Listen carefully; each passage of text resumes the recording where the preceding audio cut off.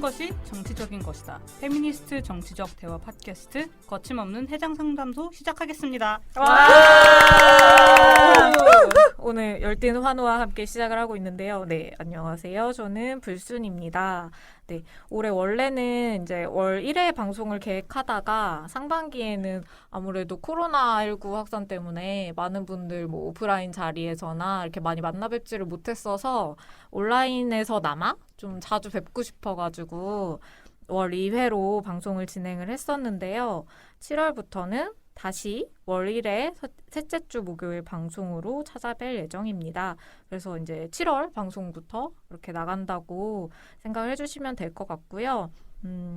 그래서 오늘 방송 제 패널분이 나와 계신데요. 인사를 하면서 시작을 해볼까 해요. 이제 오늘 모신 손님은 최근에 이제 서점가를 뜨겁게 달구고 있죠. 뭐 SNS나 이런 데서도 반응이 너무 뜨겁고 저희 뭐 민우의 활동가들도 이제 엄청나게 막 이게 무슨 일이야 이분 너무 좋아 막 이러면서 책도 나왔대 읽어봐야지 이렇게 이제 반응이 되게 뜨거운 언니 나랑 결혼할래요? 책을 쓰신 저자 김규진님을 모시고 좀 책 이야기도 나눠보고 오픈리 레즈비언으로서 이제 일상과 결혼을 이제 어떻게 이어나오고 계신지 좀 그런 얘기를 나눠보려고 합니다. 네, 인사 부탁드릴게요. 역정님부터. 네, 안녕하세요. 역시 오이 헤이터 역도 요정입니다. 오이 헤이터. 네. 저 오이 헤이터예요. 책에 나와가지고 제가 그 네. 오이를 싫어하는 모임 네. 페이스북 나왔을 때 가르쳤었고 너무 반갑습니다. 네, 읽고 가장 인상적인 부분이 오이 아. 헤이터라는 부분이었다는. 역정님 맨날 농담이고요. 오이 냄새 싫어 막. 그래서 맨날 오이 프리 냉면 찾아다니고 혹시 오이 비누도 싫어하시나요? 너무 싫어요. 저 그 밥과 과일들 다 별로예요. 저도요. 네. 수박도 안 좋아하시나요? 뭐 막 어려운 자리고 먹어야 되면 먹는데 그게 아니라면 그치, 수박, 참외, 멜론 다 똑같은 맞아요. 친구들이에요. 네. 그러시구나. 아유 너무 반갑습니다. 오이 헤이터이자 네, 서점가를 뜨겁게 달구고 싶은 네 대한민국 국적 유부녀 레즈비언 김규진입니다. 와, 반갑습니다. 진짜 나와주셔서 너무너무 감사합니다. 좀 지금 퇴근하고도 또 헐레벌떡 식사도 못 하시고 와주셨어요. 네. 그래서 저희 사실 저희 방송에서 항상 하는 코너가 있어요. 근황 얘기를 하거든요. 초면이어도 근황 토크를 합니다. 그래서 각자 이제 요즘에 어떻게 지내고 있는지 뭐 나누고 싶은 이야기를 해주시면 되는데요. 저부터 한번 근황 토크 해보면 저는 사실 한 작년부터였나? 몸이 되게 안 좋아가지고 막 골반 비대칭에 목 디스크 초기에 척추측만에 막 주로 이제 안타깝습니다. 네, 그렇죠. 이게 거의 안 좋은 자세로 한 20년 가까이 넘게 네, 그러니까 거의 앉기 시작했을 때부터 자세가 안 좋았는데 그러다 보니 이제 병이 와가지고 근데 그래서 통증이 좀 시작돼가지고 이거를 근데 그냥 도수치료 받는다고 해결되는 게 아니고 그래서 근본적으로 이건 운동을 좀 해야겠다 싶어서 요가를 하고 있거든요. 그래서 주 2회 요가를 요즘에 하고 있는데 되게 좋은 것 같아요. 이번 주에도 어제도 갔다 왔고 근데 이제 요가를 하고 나면 진짜 이 척추 사이에 공간이 이렇게 딱 들어가가 이렇게 디스크 눌려있던 척추가 이렇게 쫙 펴지면서 되게 학처럼 엄청 우아하고 고고한 자세가 되거든요. 그래서 항상 이렇게 요가를 하고 나면 되게 고고하게 집에 가고 또 편하게 잠들고 뭐 그런 일상을 보내고 있습니다. 그 코로나 때문에 잘 못 가다가 최근에 또 다시 가게 돼가지고 좀 요가를 통해서 안정을 찾고 있어요. 저는 요즘. 네. 저는 마침 이 책을 읽고 있는 중에 이성의 결혼식에 다녀온 것이 근황이고요. 하필. 주변에 이제 결혼할 사람이 사실 많지 않은데 우연히 어떻게 해서 가게 되었고요. 근데 되게 이상한 마음이긴 한데 결혼식은 가면은 그렇게 눈물이 나더라고요. 아 진짜?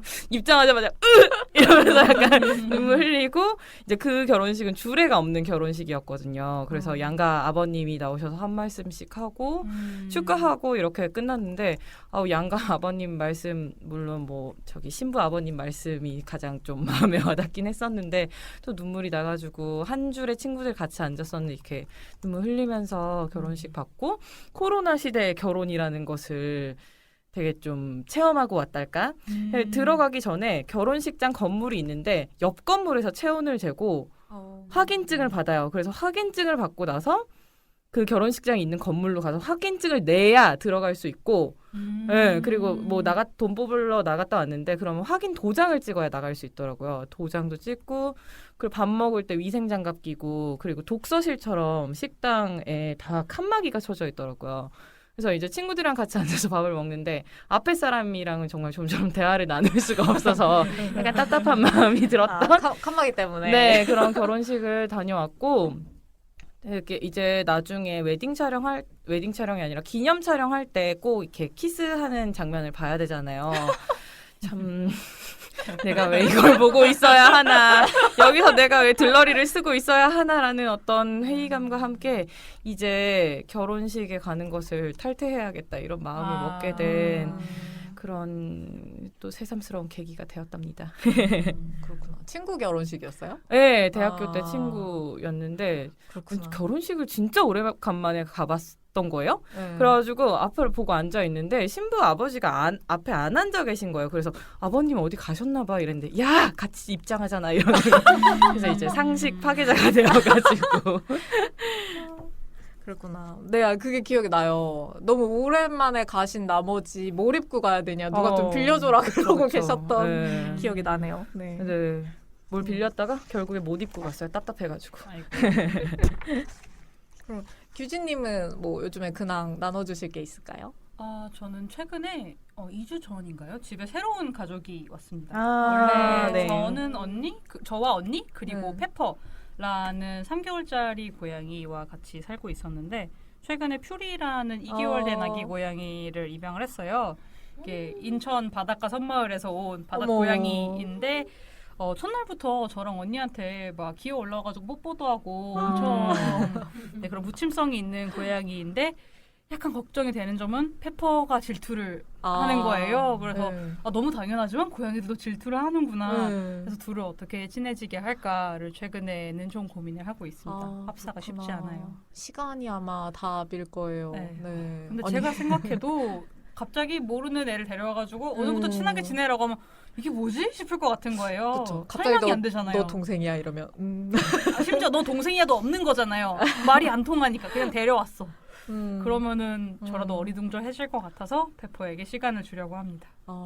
아니 결혼한 지 막 오래되시지 않은데 어느새 이게 대가족이 됐네요. 2인 이묘 가정이 되었습니다. 너무 근데 되게 책에도 보면은 엄청 뭔가 보편적인 취향의 사람이라고 설명을 하시는데 되게 뭔가 레즈비언 하면은 고양이. 고양이죠. 맞아요. 역시나 아주 훌륭하게 우리 일반적인 루트를 이렇게 몸소 보여주시는. 거기다가 막 박묘망을 최근에 직접 만들었거든요. 다이소 가서. 오, 진짜요? 언니랑 같이 진짜 레즈비언 같다. 물론 편견에 사로잡힌 말이지만 그런 얘기를 했습니다. 그렇죠. 그런 것도 뭐 이제 인사이드 조크처럼 우리끼리 네. 할 수 있는 농담 아니겠습니까? 그렇죠. 사실 이렇게 섭외했으면 좋겠다 이런 얘기를 이렇게 PD님께 드리면서 마침 트위터에 민우의 회원이시기도 하고 책에서 인세라고 하나요? 그것을 민우에 후원해 주셨다라는 소식을 들어가지고 굉장히 반가운 마음이 들었었는데요. 혹시 어떤 계기로 민우에 가입하게 되셨는지 말씀해 주실 수 있나요?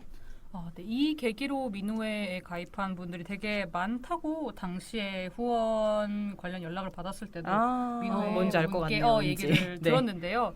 2018년 3월에 IMC 게임즈라는 네. 회사에서 원화가가 SNS에서 한국 여성 민우회를 팔로우했다는 이유로 사상 검증을 했다라는 네네. 소식을 접하고 너무 분노에 찬 거예요. 그 전까지 민우회를 알고는 있었지만 가입할 생각은 하지 못했었는데 분노에 차서 뭐라도 연대와 지지의 의미를 보내야겠다라는 뜻으로 민우회 정기 후원을 그때부터 하고 있습니다. 그때를 계기로 이제 반사해석 단체 회원이 되신 거로군요. 네, 네. 이전에도 게임계에서 그 페미니즘 탄압이 굉장히 잦았었잖아요. 저도 네, 라이트 맞아요. 게이머여가지고 볼 때마다 분노를 했었는데 아, 그제 핸드폰 화면도 보시면 아시겠지만은 네. 넥슨에서 티셔츠 문구 가지고 성우분 교체했을 맞아요. 때부터 네. 쭉 걸스 두나니다 프린스로 어. 하고 있는데 이게 점점 커지는 것 같아요. 처음에는 그냥 배경화면 나 혼자 바꾸는 걸로 시작을 했다가 더 분노를 해가지고 이제 후원을 했다가 이제 팟캐스트까지. 너무 좋네요. 맞아요. 아니 또 몰랐는데 이제 회원이신 거를 또 알게 돼가지고 세상 막 너무 반갑고 엄청 또 되게 감동인 거예요. 또 사실 이게 어디에 후원할까 했을 때 사실 떠오르는 곳은 그래도 내가 많이 응원하고 싶고 그쵸, 되게 그쵸. 지지하고 싶은 곳이기 마련인데 그 중에 이렇게 민우애가 이렇게 껴있는 걸 보고 되게 너무 마음이 따뜻해졌답니다. 저도 감사합니다. 예, 섭외 그 연락 받았을 때 너무 좋았습니다. 아, 훈훈하네요. 오늘 아주 화기애애하게. 네, 본격적인 얘기하기 앞서서 한 가지 이제 해장상담소에 야심차게 새로 도입하게 된 게 하나 있어서 소개를 해드릴까 하는데요. 저희가 7월부터 후원 광고 제작 문의를 받고 있어요. 그래서 내가 운영하는 기업이나 가게 홍보하고 싶은 분이 계시면은 거침없는 해장상담소 후원 광고로 문의를 해주시면 되고요. 문의해 주실 곳은 메일로 해주시면 되는데요. 유치장점2day@gmail.com으로 문의를 해주시면 됩니다. 해장상담소 패널의 목소리로 광고를 직접 해드리고요. 거침없는 해장상담소 제작에 후원도 하고 또 홍보도 되는 일석이조 후원 광고니까 많은 관심과 이용 바랍니다. 네, 그러면 여기서 첫 번째 이제 최초의 광고 한번 들어보고 갈까요? 한국인 5명 중 1명은 이것을 경험합니다. 하지만 한국에서 이것은 의료행위로 비의료인은 합법적으로 이것을 시술할 수 없습니다. 이것은 타투, 문신입니다.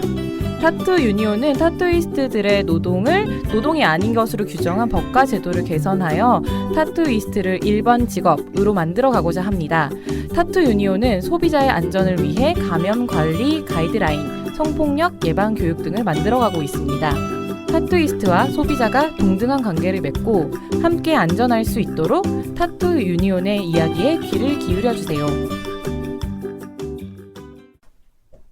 이번 광고 타투 유니온에 대한 광고인데요. 조각 타투라고 인스타그램에 검색해 보시면 나오는데 조각 타투 운영하고 계신 최진주님께서 민회뿐만 아니라 다양한 여성단체에 후원을 해주셔서 저희가 이제 인터뷰도 가고 그랬었는데 후원해 주신 게 너무 감사해가지고 첫 번째 광고로 하려고 멘트를 받았던 거고요. 그래서 이 분이 이제 자기 개인 타투샵보다는 타투 유니온 요 홍보를 하고 싶다고 하셔가지고 특별히 이제 타투 유니온 얘기를 하게 되었습니다.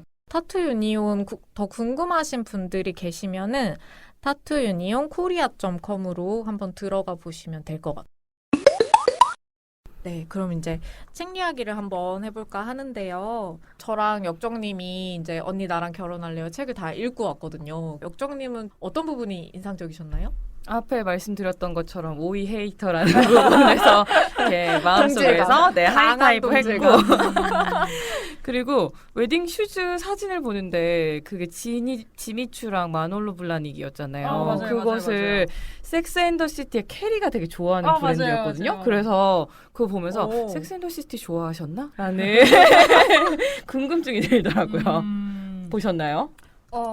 그 섹스앤더시티를 보지는 않았지만 거기에서 유명해졌다는 건 알고 있었는데 그래서 오히려 파란색은 일부러 안 샀어요. 거기서 파란색 그쵸, 마놀로 블라닉이 유명하죠. 캐리가 구장장 얘기하는 그런 그 시그니처 슈즈잖아요. 네. 하지만 그때 그 브랜드가 인상에 남아가지고 꼭 웨딩 슈즈를 사야겠다라는 생각을 했고 놀랍게도 둘 다 언니 것입니다. 저는 신발 욕심이 없거든요. 그래서 그렇구나. 근데 언니는 신발에 관심이 굉장히 많아가지고 아. 한 켤레는 본인이 사고 한 켤레는 제가 선물하고 이렇게 했습니다. 근데 발 사이즈 다르다고 하시지 않았어요? 같다고 하셨었나? 아니요, 책에? 저희가 발 사이즈가 달라요. 그죠? 네. 언니만 신을 수 있습니다. 아, 당일에는 그냥 이렇게 구겨서 네. 구겨서 신는 걸로. 아니 당일에는 저는 그냥 빌려준 신발을 신었어요. 아. 그 드레스 샵에서. 그러면 그러셨구나. 그건 다 이제 언니님의 소유인 아, 것으로. 그렇군요. 요거는 이제 좀 네 그런 재밌게 느꼈던 부분이고 에이. 저는 규진님이 본인을 설명하실 때 대의를 쫓는 사람이 아니라 편의를 쫓는다 이런 내용이 있었거든요. 저는 되게 공감했는데 저희가 이제 여성단체 활동 가잖아요. 그러면 사람들이 되게 좋은 일 한다, 착한 일 한다 이런 얘기 되게 많이 하거든요. 맞아. 근데 실제로 그렇지가 않고요.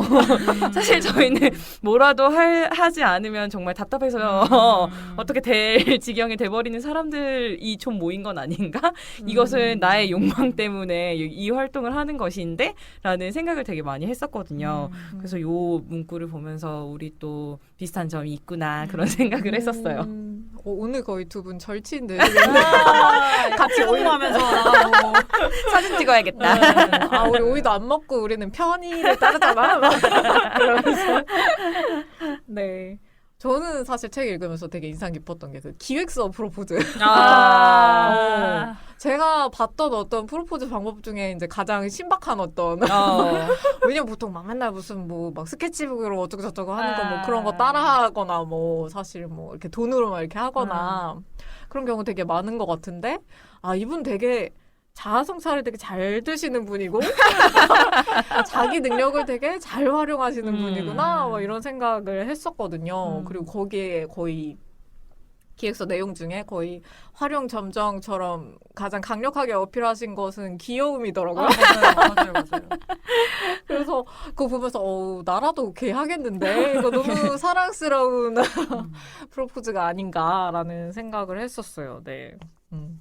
반응은 어떠셨나요?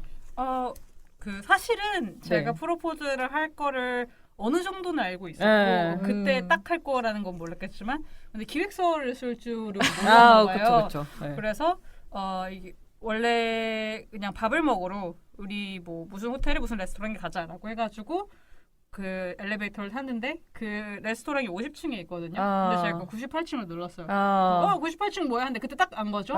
그래서 딱 호텔 방에 들어가가지고 거기에 미리 띄워놨어요. 기획서를. 그래서 미리 띄워놓고 발표를 시작을 했는데 기쁨 반, 웃김 반으로 웃기잖아요. 기획서를 발표를 하니까 와이프가 보고 마지막에 Q&A까지 했는데 다행히 질문이 없어서 되게 흔쾌히 받아들여졌답니다. 아니 네. 또 깨알같이 Q&A 시간까지. 궁금한 게 있을 수 있잖아요. 그쵸, 저기 그쵸. 자산은 무슨 베이스냐 뭐 이런 거.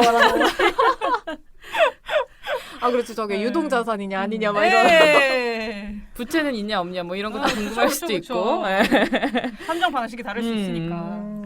그리고 사실 요즘에 프로포즈 거의 막 결혼식 전날하고 막 이런 거 저 되게 많이 봤었거든요. 그냥 합의해서 그냥 이렇게 저렇게 하기로 한 다음에 음. 결혼식 전에 이렇게 뭐 아쉬워할까봐 하는 그런 경우들을 되게 많이 봤었어가지고 저게 프로포즈의 진정한 의미인가 막 이런 생각을 많이 했는데 되게 기획서를 쓰시다니 정말 저런 것이야말로 프로포즈가 아닐까라는 생각을 저는 했었어요. 그러니까 되게 결말을 알고 있는데도 언니님께 되게 컨펌을 받아서 너무 다행이다. 그래서 우리도 참 되게 기쁜 일이 되었구나. 뭐 이런 생각을.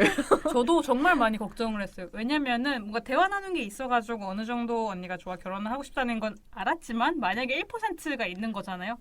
이렇게 빨리는 좀 이라든지 이런 식으로 말을 할 수가 있어서 안 망하려고 기획서를 쓴 것도 있어요.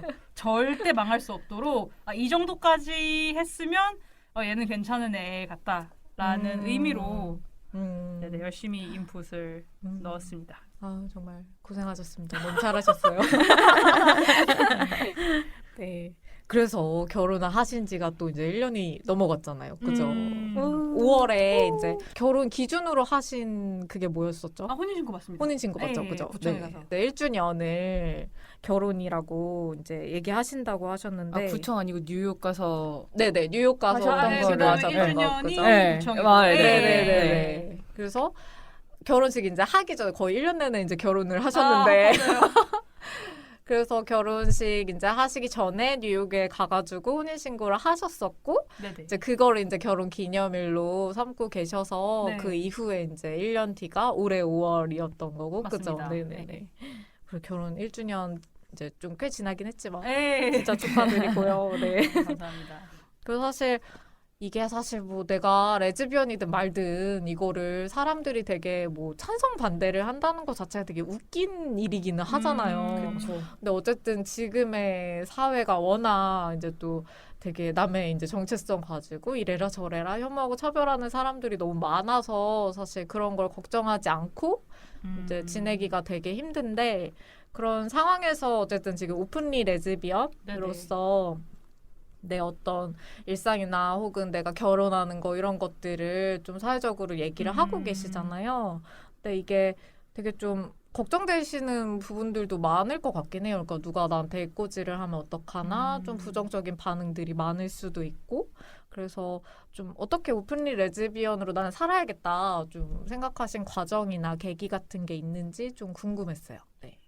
제가 처음부터 오픈리 레즈비언이었던 거는 아니고 몇 가지 단계를 거쳤어요. 우선 대학교에 처음 입학했을 때는 그 소위 말하는 벽장, 그 아무에게도 말하지 않는 그런 레즈비언에 가까웠어요. 왜냐면 한국 사회가 전 그 고등학교까지 외국에서 학교를 나와가지고 한국 사회가 왠지 보수적이라는 편견을 갖고 있어서 제 정체성을 밝혔을 때 과연 내가 안전할 것인가에 대한 두려움이 있었는데 너무너무 답답한 거예요. 애들이 자꾸 막 남자친구 얘기하고 제 뭐 남자친구 얘기 물어보고 그러니까 너무너무 답답해가지고 그냥 제가 조금 더 편하려고 용기를 내서 주변에 몇몇 친구들한테만 말하는 단계를 거쳤다가 그 뒤에 성소수자 동아리를 들어가게 되면서 조금 더 용감해졌던 것 같아요. 저와 비슷한 사람들을 많이 알고 지내다 보니까 그래서 주변에 아는 동기들까지로 범위를 넓혔다가 부모님한테 커밍아웃을 하고 난 다음부터 정말 겁이 없어졌어요. 아 이제 무서울 게 없다. 네, 이제 나의 그 경제적 지원을 하는 사람들도 아는데 그 외의 사람들 뭐 내가 알바? 이런 느낌으로 좀 용감해져서 그냥 그 만나는 사람들은 조금이라도 친밀해지면 다 얘기를 하게 되었다가 그 두 번째로는 회사의 사람들도 저희가 그 레즈비언이라는 것에 큰 이상함 혹은 뭐 차별을 하지 않는 것을 보고 돈을 주는 사람도 오케이인데 이 정도면 진짜 모두한테 얘기를 해야겠다 하고 막 미용실 원장님한테도 얘기를 하는 삶을 살고 있는데요. 그럼에도 불구하고 그 불특정 다수한테 저희 정체성을 오픈하는 건 또 다른 도전이었어요. 제가 선택한 사람들한테 스스로 말하는 것과 남들이 저에 대해 떠드는 거는 굉장히 다른 맞아요. 얘기잖아요. 이를 선택하게 된 이유에는 두 가지가 있는데 첫 번째는 그 결혼을 결심을 하고 준비를 하면서 정보가 너무 없다는 생각이 들었어요.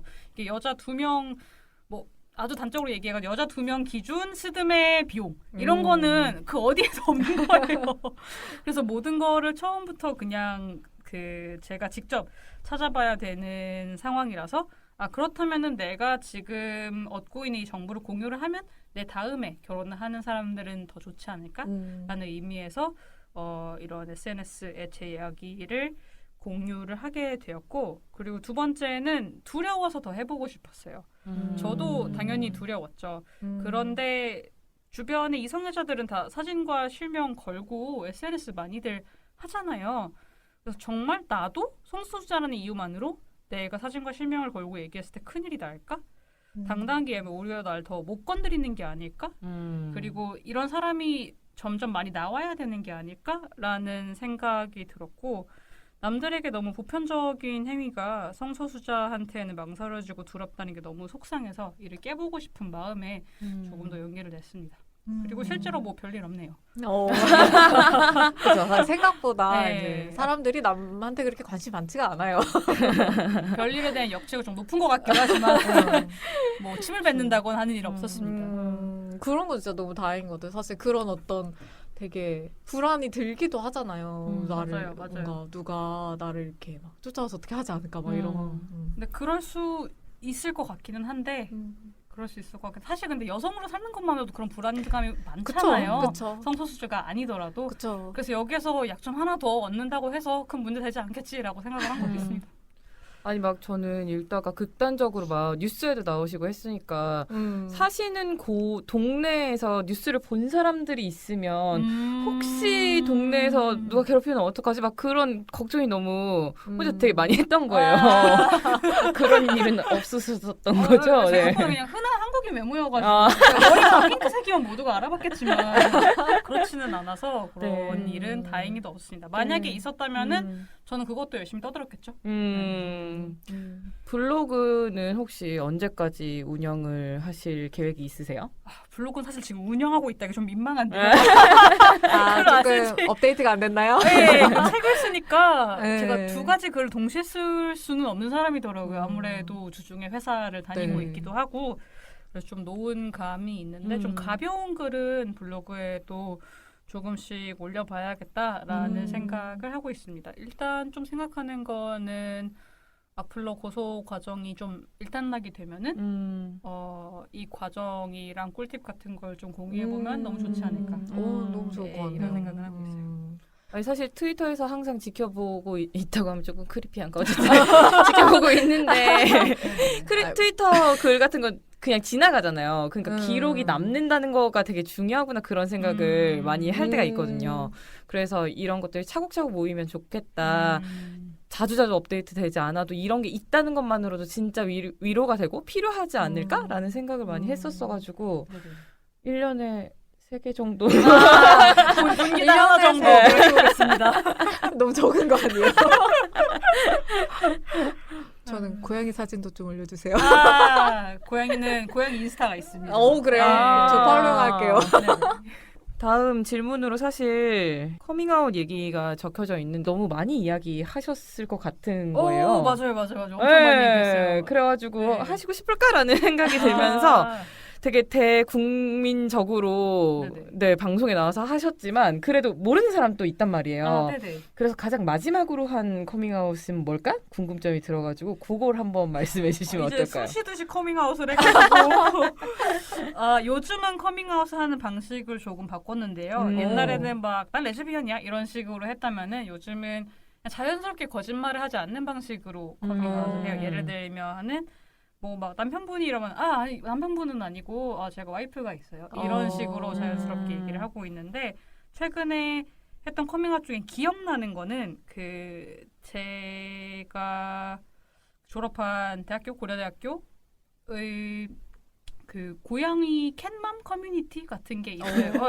한 50명 그 규모의 되게 작은 커뮤니티인데 그 고양이를 기른 사람들이 정보를 공유하는 곳인데 100% 여성인 것 같아요. 잘은 모르겠지만 100% 여성인 것 같은데 그분들이 남편 얘기를 굉장히 많이 하시거든요. 신혼부부가 많아가지고 뭐 그런 얘기를 하길래 저도 와이프 얘기를 한번 했어요. 그래가지고 어떤 얘기를 했냐면 고양이 페퍼가 그 와이프만 좋아하고 나를 안 좋아해가지고 너무 질투가 나는데 이 고양이를 어떻게 하면 나를 좋아하게 할 수 있을까요? 이런 얘기를 보니까 막 규진님 남자셨어요? 이런 얘기를 하는 거예요. 그래서 아니야 저희 둘 다 여자라고 하는데 또 다른 분이 밑에 고양이가 수컷이면은 여자를 더 좋아할 수도 있어요. 아니 저도 여자라고요.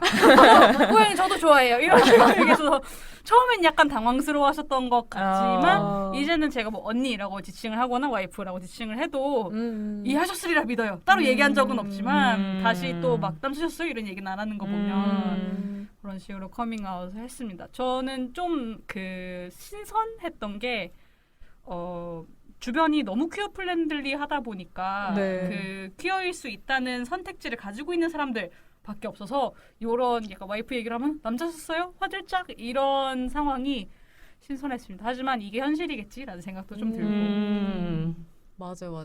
저도 좀 이제 친구가 별로 없고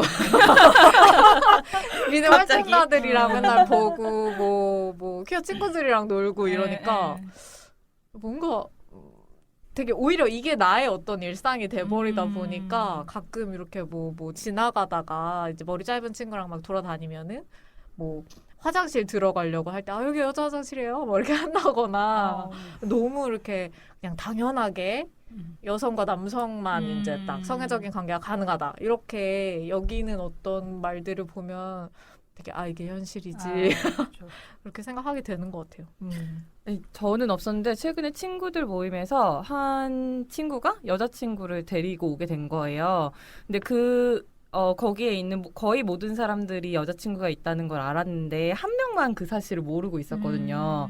그리고 그분이 조금 교회에 열심히 다니는 친구여가지고 좀 선뜻 말을 못했었는데 어쨌든 만나기로 했으니까 조금 있다가 땡땡이 애인이랑 같이 올 거야 이렇게 했더니 전에 만났던 뭐 소개팅했던 그 남자야? 뭐 이렇게 물어본 거야. 아니 그 남자가 아니야 이렇게 얘기를 했더니 그럼 다른 남자야? 이렇게 하는 거예요. 전혀 이제 여자친구일 그치, 수 그치. 있다는 상상도 못하는 거지. 상상도 못하는 그런 반응을 보고 되게 또 오랜만에 되게 신선했었던 기억이 또 나네요. 역시 나한테 말 안 하면은 내가 조금 어떻게 행동을 했었나 좀 돌아봐야 되는 게 있는 것 같기도 해요. 직장에도 커밍아웃을 하셨잖아요. 네, 맞습니다. 커밍아웃 하기가 되게 쉽지 않은데 그런 음. 과정 같은 것도 좀 궁금해 하실 분들이 많을 것 같긴 해가지고 그래서 좀 그 과정이나 좀 어떤 비결 같은 거 그런 것 좀 말씀해 주시면 좋을 것 같아요. 저는 운이 좋았죠. 저한테 어떻게 상대적으로 수월하게 긍정적으로 잘할 수 있었냐라고 물어보면 항상 실패할 수 있는 시간이 남들보다 더 많이 주어졌던 것 같다라는 얘기를 하는데 커밍아웃도 마찬가지인 것 같아요. 저는 인턴십을 하나, 둘, 셋, 네 차례 정도 했었는데 4가지 회사에 다니면서 이런 시행착오들을 겪으면서 보다 좀 더 안전하게 저의 정체성을 얘기를 하고 이 회사가 나를 받아들일지 안 받아들일지 탐색할 수 있는 시간이 있었어요. 처음부터 저의 정체성을 받아줄 만한 회사를 찾았던 건 아닌데 그 작은 외국계 미디어 회사였는데 팀 분위기가 너무 좋고 다들 젊으셔가지고 커밍아웃을 일찍 했는데 다음 날에 전사에 소문이 난 거예요. 그래서 내가 좀 조심해야겠다라는 생각을 그때부터 하게 되었고 그 이후로 인턴십을 할 때마다 조금 회사의 분위기를 지켜갔어요. 근데 절대 말을 못할 것 같은 곳도 있었고 말을 해도 될 것 같아서 했는데 진짜 분위기가 쌓여지는 곳도 있었는데 최종으로 정착하게 된 지금 회사는 다들 그냥 대수롭지 않게 그렇구나 이런 식으로 넘어가길래 여기는 괜찮겠다 싶고 제 직무에도 좀 만족을 하고 저희 당시 집과도 가깝고 네, 해가지고 중요하죠. 출퇴근 거리. 네, 그리고 여성 비율이 높아서 여성 임원 비율도 높아요. 네. 그런 부분 되게 중요하잖아요. 그쵸. 그래서 지금 회사에 잘 다니고 있습니다. 그렇구나. 되게 어떻게 보면은 운이 좋다고 이야기할 수도 있을 것 같아요. 인턴십 맞아요. 4번 하셨지만 한 군데도 못 만날 수도 있잖아요. 당연하죠. 네. 그치.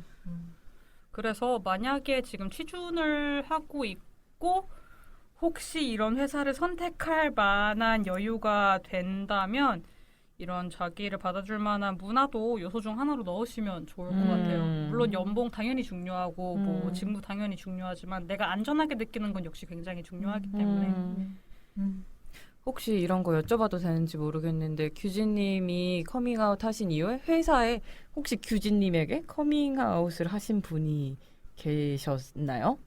진짜 없는 게 진짜 저 항상 이래요. 저는 어느 집단에 가면 커밍아웃을 하는데 저한테 하는 사람들이 가끔 있기도 하지만은 뭔가 마땅히 있어야 될 비율 한 2%에서 5%보다는 현저히 적어요. 여러 가지 생각을 해본 첫 번째 부담스러울 수 있을 것 같아요. 저는 너무 오픈이니까 저한테 얘기하면은 자신도 오픈될까봐 부담스러울 수 있을 것 같고 그리고 두 번째 제가 얘기한 다음에 그 다음에 변화가 긍정적이지만은 않았다고 생각할 수도 있겠죠. 너무 많은 주목을 받게 되고 뭔가 시선이 좀 달라진다든지 그런 걸 보고 자기도 하면 안 되겠다라고 생각했을 수도 있을 것 같아요.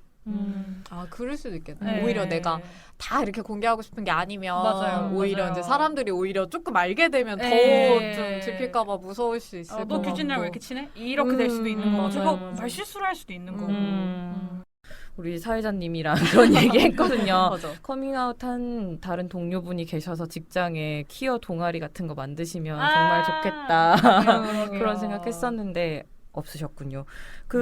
민우의 회원 에세이 같은 거에 키어 인 컴퍼니라는 것을 연재하신 분이 계셨거든요. 그분이 운영하시는 모임이 월키모라고 월급쟁이 키워 모임이라는 것이 있어요. 알아요. 네. 네. 그래가지고 이런 모임 해보고 싶은 사람 많을 수도 있겠고 규진님 이야기 들으면서도 그 모임 되게 많이 생각이 났었어요. 그래서 그 분들 인터뷰한 기사가 있었는데 보니까 이제 커밍아웃을 공개적으로 하시진 않았는데 좀 계속 티를 낸 거예요. 핸드폰에 무지개 스티커를 붙이거나 아니면 나 키퍼 갔다 왔어 막 이런 얘기를 공개적으로 하거나 그래서 어떤 분이 자기한테 얘기한 적이 있다 그런 에피소드가 있었거든요. 좀 내가 키우면 네. 좀 웬만큼 알아보잖아요. 그러니까 되게 좀 티가 나게 좀 하고 다니는 사람은 좀 그래도 어느 정도 알아보는데 정말 이거를 상상도 못 해본 사람들은 진짜 모르더라고요. 얘기를 클려도 그냥 당연히 자기 알고 있는 이 세계 안에서만 생각을 하다 보니까 아무래도 그런 게 아닌가. 네네. 여러분, 퀴어는 외형으로 절대 알 수 없고 그건 그렇죠. 대화를 심도 있게 하다 보면은 퀴어끼리 알 수 있는 코드 몇 가지가 있을 뿐입니다. 어떤 코드가 있죠? 그런 거 걸그룹 얘기 좀 꺼내본다거나. 아니 책에서 3시간 동안 걸그룹 얘기만 해서 술집 사장님이 이상하게 쳐다봤다는 내용 들어있잖아요. 맞아요. 왜냐면 너무 열띠게 걸그룹에 대한 토론을 해가지고 사장님 마지막에 쟤는 뭐지? 하고. 근데 확실히 요즘에는 잘 모를 수 있을 것 같아요. 특히나 더. 왜냐면 전에는 머리 이렇게 짧게 자르는 여성분이 이렇게 많지 않았었는데 요즘에는 아무래도 페미니즘이 흐름에 따라서 좀 더 많아져가지고 사실 예전에는 뭔가 머리가 짧으면 젠더 무법자인데 혹시 퀴어인가 이렇게 좀 생각을 좀 더 할 수 있었는데 요즘에는 진짜 더 외형으로는 알 수 없는 것 같아요. 정말. 맞아요. 그 회사에서 네네. 그 결혼하실 때 결혼 그 신혼여행 휴가랑 경조금도 받으셨었잖아요. 그렇죠. 규진님이 이제 이 사례 이후로 좀 뭐 바뀐 게 있다거나 또 비슷하게 적용 받으신 분이 있다거나 뭐 그런 사례가 있는지 궁금해요. 네. 우선 저를 위해서 따로 공지를 하거나 적용 기준을 바꾼 건 없어요. 왜냐면 신혼여행 휴가는 원래 청첩장만 첨부하는 게 기준이고 이거는 국내 회사들도 다 그렇다고 알고 있거든요. 결혼식 한 다음에 나중에 그 혼인신고를 하는 경우가 많으니까 저는 그것을 너무 충족하였기 때문에 사실 그냥 매뉴얼대로 회사에서 일을 진행을 한 거고 이 다음 복지 혜택 요청은 아마 양가 부모님 환갑 경조금 네 분이 또 같은 연도에 태어나셔가지고 그래요? 4배로 받을 수 있는 아주 좋은 기회. 너무 신기하다. 되게 크게 한번 땡길 수 있겠네요. 네. 이 부분은 아마 저와 와이프의 미국 결혼 증명서와 와이프의 가족관계 증명서 두 가지를 하면 해결이 되지. 그러네요. 네, 않을까 해요. 혼인신고도 했으니까. 맞아요. 근데 다만 제 이름으로 와이프 보험을 들거나 하게 되면 여기서부터는 외부 업체가 연관이 되게 되잖아요. 보험 회사가. 네네. 그래서 그 제가 다니는 회사의 재량으로 할 수 없는 부분이 많아서 이쪽은 법제화를 통해 풀어나가야 되지 않을까. 혹은 생활동반자법을 통해 풀어나가야 되지 않을까라고 생각을 하고 있습니다.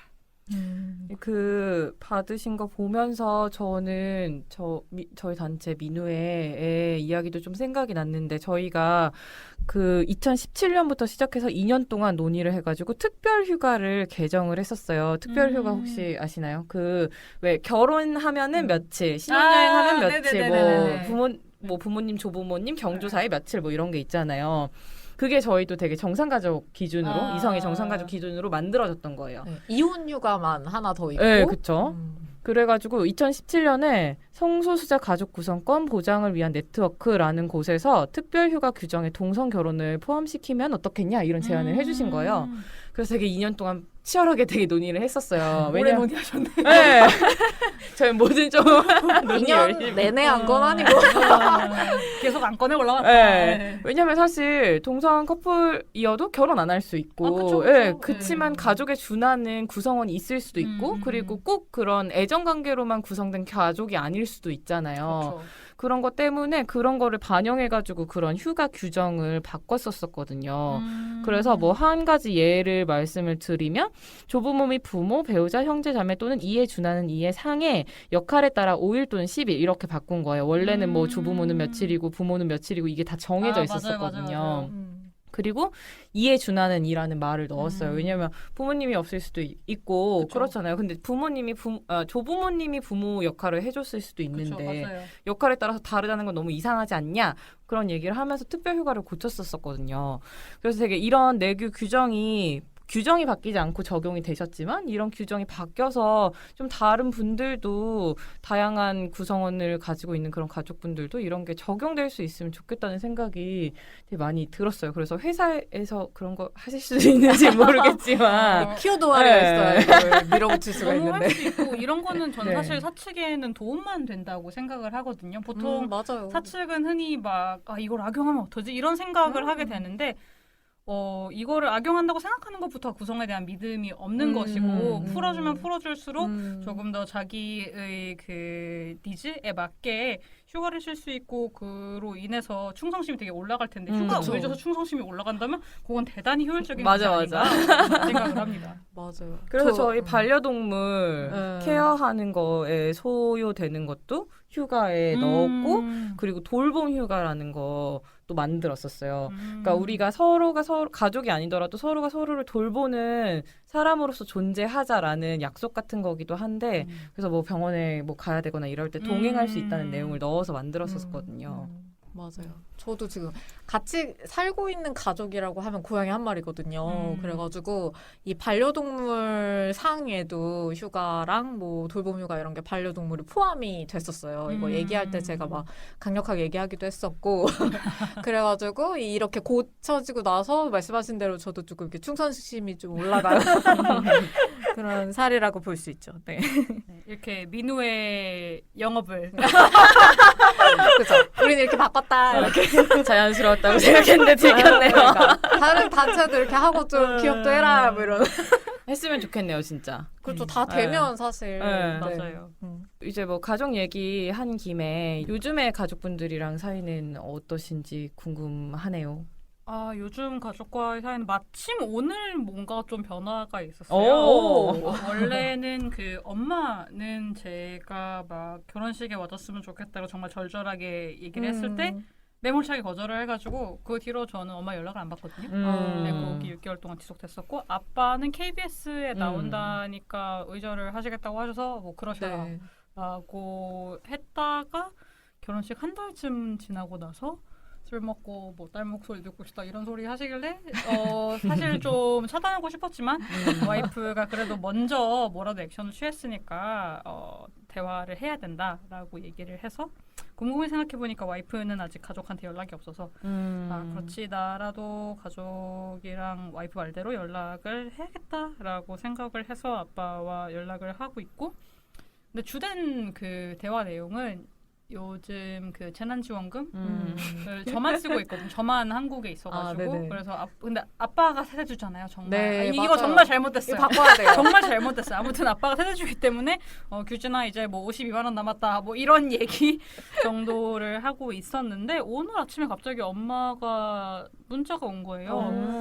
뭐 막 아빠한테 고양이 기른다고 들었다. 뭐 언니랑 같이 쓰라고 용돈 보냈다. 항상 건강해 이런 게 왔는데 되게 양가 감정이 들었어요. 왜냐면은 최근에 엄마가 저를 친척 모임에 못 가게 했거든요. 저한테만 안 알렸어요. 일부러 네. 혹시라도 와이프랑 갈까봐 약간 괘씸 이런 마음과 그래도 저는 돈을 준다고 사랑하는 건 아니지만 사랑하지 않는데 돈 주는 건 되게 힘들다고 생각을 하거든요. 그렇죠. 그래서 이렇게 진정성 있는 사과 표현을 했는데 내가 받아줘야 되나? 이 양가 감정에 휩싸여 있다가 둘 다 했어요. 엄마 나 그렇게 못 오게 했다면 깔깔 다음부터는 그냥 대놓고 안 불러도 돼 라고 말을 함과 동시에 용돈은 고마워 엄마와 아빠가 써도 돼 나한테 이렇게 이제 안 줘도 돼 건강했으면 좋겠다를 동시에 보냈는데 엄마가 전자는 무시하시고 후자 좋은 얘기만 들으셨더라고요. 그래서 조금 성숙하지 못하게 대응하기는 했지만 그래도 제가 그것을 성숙하게만 받아들일 수 있을 정도는 아닌 것 같기는 해요. 전 엄마한테 너무 상처를 많이 받았고. 그럼요. 그래도 이번 기회에 뭐라도 대화를 하게 되었으니 좋은 건지 아닌지 모르겠지만 저를 너무 상처 주지 않는 한 잘 지내보려고 합니다. 네. 이 결혼식에 오신 가족분들도 계셨는데 가족 모임에 못 오게 하다니 좀 저도 섭섭하네요. 그냥 그 공간을 되게 예외적인 공간이라고 생각을 하셨던 것 같아요. 아 결혼식은 네. 이벤트니까. 결혼식은 그냥 약간 퀴어 축제 같은 거여가지고 한 번 갔고 근데 우리 집에 초대한다. 아, 이거는 안 돼. 이건 일상의 영역이니까 이런 게 아닌가. 그죠. 이거는 확실히 이제 음. 가족 네. 바운더리에 들어오는 거니까. 그리고 특히 그 어린이들 조카들이 있을 때는 약간 꺼려하더라고요. 아. 결혼식에 조카들 일부러 안 데려오고 아. 이건 다양성 조기 교육을 할 아주 좋은 기회인데 그럼요. 어릴 때부터 이걸 네. 아니 섭섭하기도 그 하고. 두 명의 공주님이 있어서 좋았다고 아. 한 조카들도 있었는데. 그러니까요. 아, 와이프 집은 정말. 그렇게 오픈되어 있는데 네.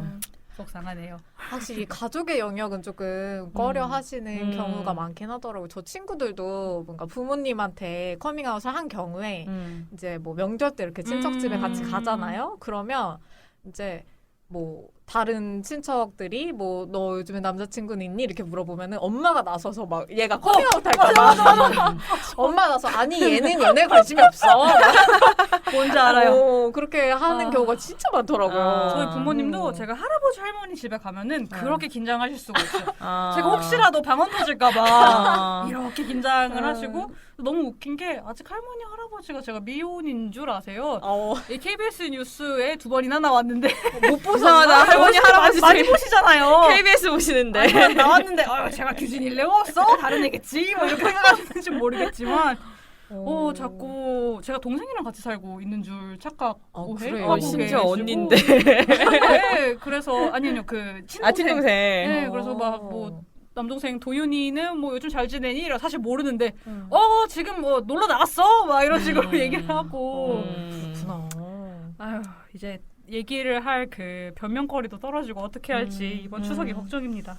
아 명절. 네. 그러게 명절 때는 그러면 따로 각자 가시는 거예요? 아니에요. 이게 일단 와이프는 가족과 연락을 안 하고 있으니까 네네네. 네, 갈 일이 없고 음. 저는 그냥 휴가 간다고 하고 음. 그 부모님의 흔쾌히 받은 컨펌 하에 음. 제가 혹시나 이상한 소리 할까봐 그 할아버지 할머니 집에 안 가고 있는데 그분들이 서운하실 거 아니에요. 아, 네네네. 그분들 입장에서는 갑자기 이유 없이 소녀가 자기들을 음. 외면하는 거니까 네. 그래서 그냥 명절 전주에 그냥 저 혼자 가가지고 그냥 수다나 떨다가 명절 때는 언니랑 같이 휴가를 즐길까라고 생각을 하고 있는 중입니다. 나중에 언니랑 같이 찾아뵐 수 있으면 좋겠네요. 정말. 언니가 원한다면 저는 흔쾌히 가고 싶은 마음이 음. 있지만 아니라면 그냥 각자 할머니 할아버지 각자 사실 챙겨도 좋고. 요즘에는 뭐 이렇게 그냥 이성에 결혼한 경우에도 각자 집으로 가는 경우가 많더라고요. 네, 그것도 좋은 것 같아요. 네네. 네. 그러면 이제 좀 뭐 결혼 얘기를 조금 더 해볼까 하는데 레즈비언끼리도 만나기가 되게 어렵잖아요. 아까 얘기했듯이 뭐 이렇게 뭐 레이더가 있어서 이렇게 딱 알아볼 수 있는 것도 아니고. 그렇죠. 그래서 근데 언니랑 이제 결혼 생활을 하는 게 되게 행복하다고 말씀을 많이 하신 것 같아가지고 되게 잘 맞으시는 것 같은데 두 분 이제 어떻게 만나게 되셨는지도 궁금해요. 저는 소위 말하는 자연스러운 만남이라는 걸 너무 해보고 싶은 사람이었거든요. 자만추. 자만추를 너무 해보고 싶어서 한 23살까지 절대 막 소개팅도 안 하고 미팅도 안 하고 이랬었는데 근데 저는 이성애자인지 동성애자인지 모를 사람한테 막 호감을 표현하고 이런 게 상상이 되지를 않았어요. 그래서 결국은 부자연스러운 만남 온라인 커뮤니티에서 소위 말하는 셀프 소개팅 진행을 해가지고 뭐 저에 대한 소개를 몇 개 쓰고 비슷한 사람을 찾는다라고 했는데 덧글이 몇 개 안 달릴 줄 알았는데 몇 개 안 달리기는 했지만 1분 만에 지금 와이프가 연락을 한 거예요. 그럼 제일 먼저? 네, 제일 먼저 1분 만에. 오. 그래가지고 생각보다 이런 사람들이 맞나? 라는 오. 생각을 하게도 됐고 만났더니 실제로 너무 잘 맞아서 지금 결혼을 하게 되었는데 운명이 맞네요. 첫 번째로 댓글 안 달았으면 못 만났을 수도 있잖아요. 그쵸. 그리고 와이프가 조건을 조금 무시하기도 했어요. 왜냐면 그래요? 알고 보니. 저는 연하를 좋아하는 줄 알고 있었어요. 계속 연하 규진님이. 혹은 가끔 동갑이랑 사귀어가지고 아니 나는 연하를 좋아하는구나 라고 해서 제가 그때 29살이어가지고 20대 회사원 있으면 연락 주세요 하고 조건 여러 가지 썼는데 나 30대인데 괜찮아? 하고 다른 조건들은 모두 맞는데 연락을 주셔가지고 모든 게 맞는다면 언니도 괜찮겠지라고 사귀었는데 저는 연상과 만나는 것이 딱 적성에 맞더라고요. 네. 지금까지 몰랐던 것입니다. 그러니까 귀여움을 어필하시는 거 보면 이제 연상이 딱인데. 이걸 몰랐구나 내가. 그래서 다들 잘 안 해본 것도 다양성을 추구해 보시는 것을 추천해드립니다. 그렇죠. 여러모로 좀 이렇게 시도해봐야 좋은 사람도 만나고. 그러게 지금 트위터도 그렇고 블로그도 되게 열심히 하고 계셔서 저는 이렇게 언니 만나게 된 거 말고 뭐 퀴어 친구들이나 이렇게 만나게 되신 경우도 있는지도 궁금했거든요. 온라인으로 알게 된 친구들이나. 저는 퀴어 친구들을 온라인에서 알게 됐다기보다 온라인에서 안 친구가 퀴어인 경우가 있어요. 예를 들면 제가 만화와 애니메이션을 되게 좋아해서 네. 중학교 때부터 고등학교까지 그런 활동을 했었는데 그 중에서 고대에 다니는 언니가 있었어요. 고대에 다니는 언니가 있었는데 그 언니를 고려대학교 와가지고 성소수자 동아리에서 만났어요. 진짜요? 그래가지고 이런 우연히 보고 우리가 친해진 이유가 있었구나 라고 해서 아직까지도 친하게 지내고 있습니다. 그런 경우도 있었고 그리고 그 외에는 성소수자 동아리 활동을 했던 게 제일 컸던 것 같아요. 그럼 거기서 이제 주로 동아리에서 만난 친구들이랑 계속 이제 퀴어 친구들 같이 지내고 계신. 와이프의 퀴어 친구들. 와이프는 그 친한 남자의 게이가 있는데 그 친구가 알고 보니 허브 같은 존재였던 거예요. 그래서 심지어 그런 사람 있죠. 그 레즈비언 친구도 그 남자애가 소개를 시켜줬어요 언니한테. 그래가지고 그렇게 알고 있는 퀴어 친구들이 많길래 거기랑도 친구를 하고 있습니다. 그렇구나.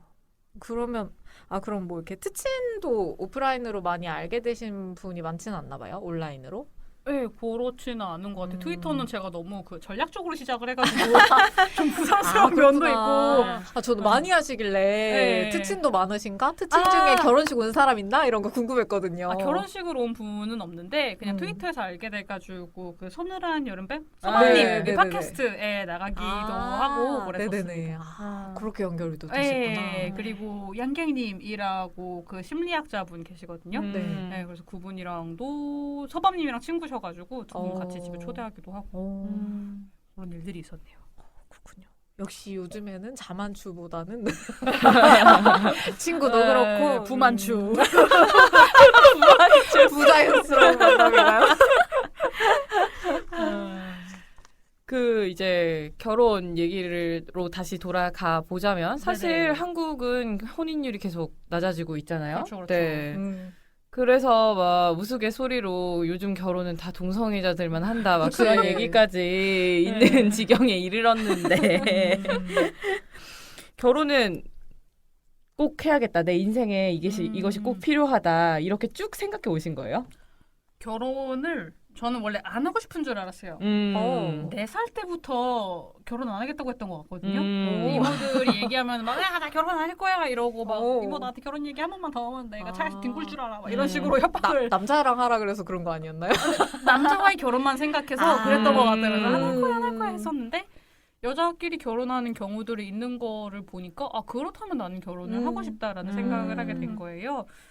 물론 그냥 헤어지지 않아도 돼서라는 그냥 순진한 이유도 있었지만은 저는 그 원 가족을 뭐 그럭저럭 좋아하긴 하지만 제가 선택한 사람들이라는 생각은 해본 적이 없어요. 실제로 선택하지 않았고, 그쵸. 네, 그냥 태어난 거잖아요. 그쵸. 그래서 내가 선택한 가족을 가지고 싶다라는 생각을 해서 그냥 가장 전통적이고 쉬운 방법이 결혼이잖아요. 그래서 맞아요. 결혼을 하고 싶다라고 생각했던 것 같습니다.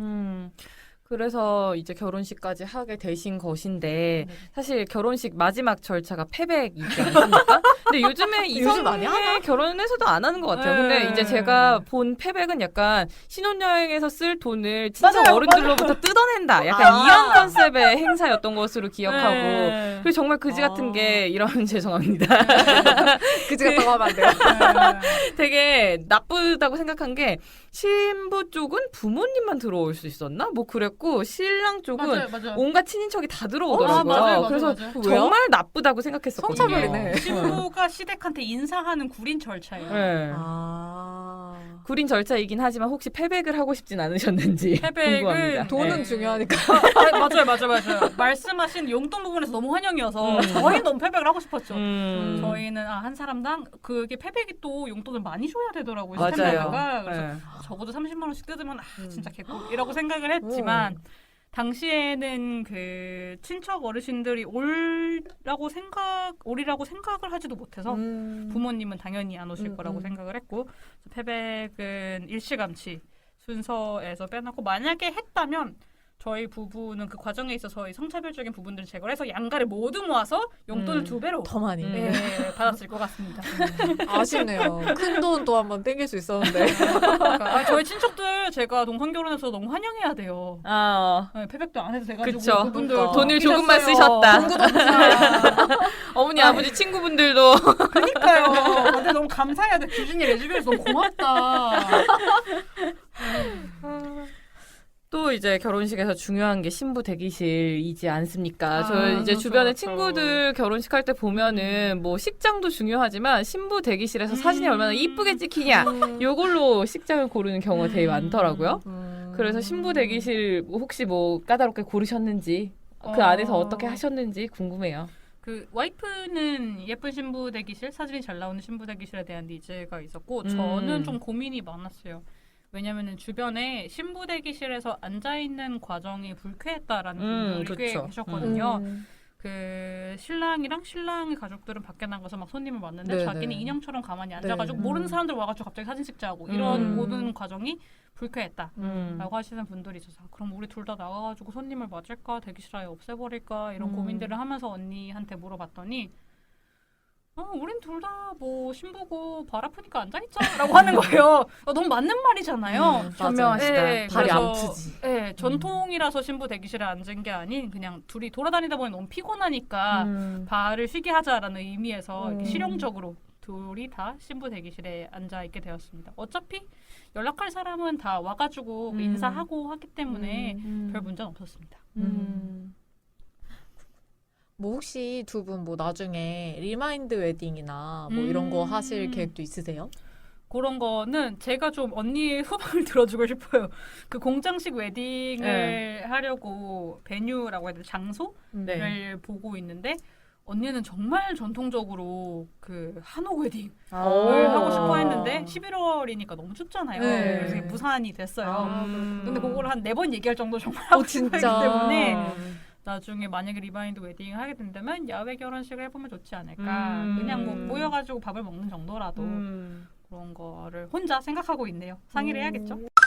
계속 이제 언니 분을 와이프라고 에이. 하시더라고요. 근데 책에 뭐 설명이 되어 있긴 하더라고요. 이게 이제 그렇죠, 차별적인 그렇죠. 표현은 네, 아닌가 네. 찾아보신 것 같더라고요. 근데 그거 말고 다른 호칭으로 부를 생각은 해보신 적은 있는지 궁금해요. 우선 서로를 부를 때는 문제가 없잖아요. 네. 저는 그냥 언니라고 부르고 되고 규준아 혹은 자기야라고 얘기를 하니까 그게 문제가 없었는데 제 3자한테 소개를 할 때 배우자가 여성임을 확실히 하면서 동시에 여성 차별적이 않은 단어를 고르고 싶었어요. 그래서 뭐 스파우스나 배우자 같은 젠더 뉴트럴한 단어는 그 PC하기는 하지만 남편이라고 오해를 굉장히 그쵸. 많이 하는 거예요. 그쵸. 왜냐면은 제가 레즈비언이 모르는 사람들은 그런 오해들을 많이 하길래 무슨 단어를 사용을 해야 될까라고 고민을 하다가 아내랑 와이프 중에는 그래도 집 안에 있는 사람이란 아내보다는 그냥 여자라는 뜻의 와이프가 조금 더 낫겠다라고 싶어서 와이프라고 부르고 있고 처음 듣는 사람은 그럼 너는 허즈밴드냐라고 하거나 그 악플 중에서도 그런 게 많아요. 아, 와이프라고 그래요? 하는 거 보니 제가 남자 역할이네. 이런 얘기를 되게 많이 하는데 정말. 저는 그런 사람들한테 아니요 저도 와이프죠 라고 하면서 좀 이런 음. 이상의 중심적 사고를 깨는데 좀 즐거움도 느끼고 있습니다. 아니, 생각해보면 와이프라는 호칭 되게 이상하지 않아요? 왜냐면 그러니까 뭐 규진님이 사용하는 거를 뭐라고 하는 건 절대 아니고요. 보통 남성들이 와이프라고 하지 여성들이 자기 남편을 칭할 때 내 허즈번드가 이렇게 말 안 한단 말이에요. 아니, 뭔가 되게 이상한 거예요. 도대체 이 표현은 뭐지? 라는 생각이 들면서 길어서 그런가? 좀 있어 보이려고 그렇게 말하는 건가? 와이프요? 그닥 있어 보이는 단어인가? 아니 그래서 약간 남자들이 약간 좀 또 와이프라는 단어를 쓸 때 뉘앙스 같은 걸 보면은 그닥 좋지만은 않은 것 같아가지고. 근데 그런 얘기를 하는 사람들이 있긴 했어요. 뭔가 남성들이 와이프라고 할 때는 조금 별론데 여자끼리 쓰니까 좀 괜찮은 것 같다. 네네. 그런 네. 불쾌한 느낌은 아니에요, 맞아요, 전혀. 맞아요. 네. 와이프란 단어의 문제라기보다는 그걸 쓰는 사람의 맞아요. 그 의도나 맞아요. 뉘앙스 이런 문제인 것 같아요.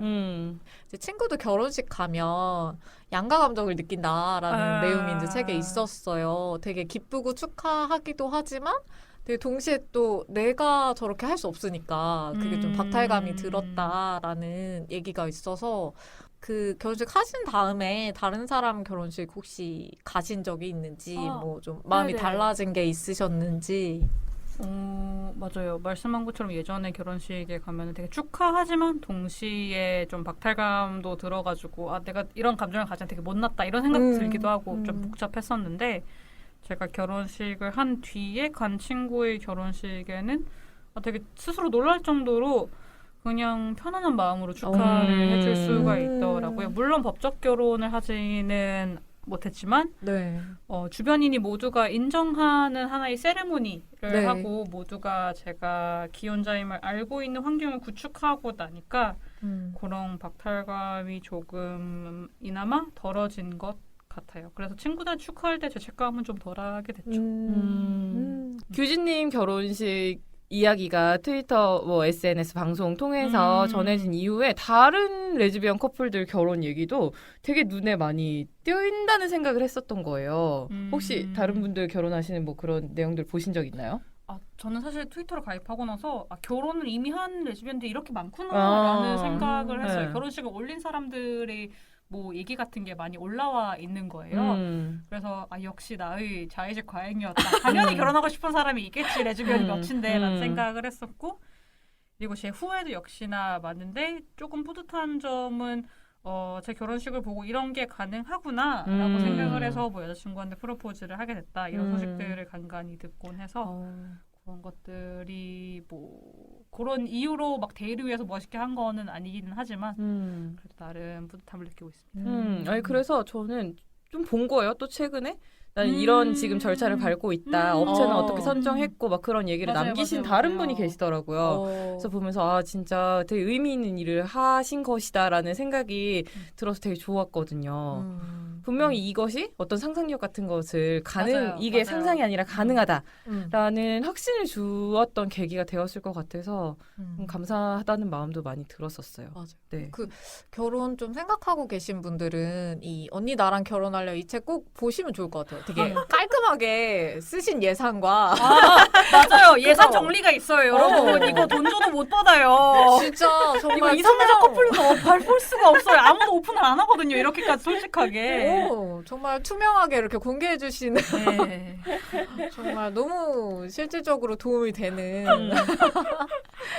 근데 저는 진짜 그런 생각 많이 했던 것 같아요. 사실 가시화되는 게 정말 너무 중요한 게 이런 게 가능하구나. 내가 이런 걸 꿈꿔도 되는구나. 이런 걸 할 수 있구나라는 건 사실 나보다 먼저 누군가가 한 걸 보고 저희 생각을 많이 하게 되잖아요. 맞아요. 그런 게 보이지 않을 때는 너무 그냥 내 현실에서 이거는 안 되는구나 이렇게 생각조차 못하게 되는 상황이니까 그래서 그런 부분에서 진짜 너무나 이제 위로가 되고 힘이 되고 그러지 않았을까 그런 생각이 들었습니다.